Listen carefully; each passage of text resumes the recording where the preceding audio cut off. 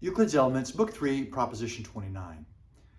In equal circles, equal circumferences are subtended by equal straight lines. So if we have two equal circles, ABC and DEF, so here's our given. Given that our circles are equal, the circle ABC equals circle DEF, and if they have equal circumferences, so let's say this circumference is equal to this circumference.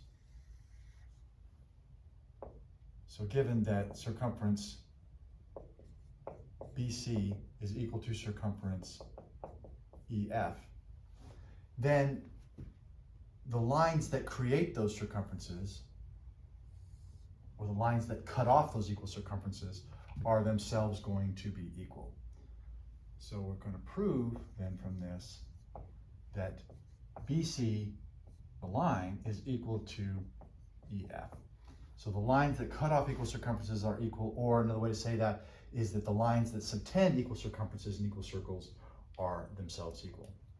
So the first thing we'll do is take the center of the circle. You can do this with Book 3, Prop 1. So let's take the center of these circles. Let this be G, let this be H. And we'll connect these. And the second step is we're going to remember Book 3, Prop 27. And this says that in equal circles, angles on equal circumferences are equal. So we have equal circles, and therefore the angles on those equal circumferences, whether they're at the middle, whether they stand at the center or at the circumferences, are themselves equal. So angle G is equal to angle H.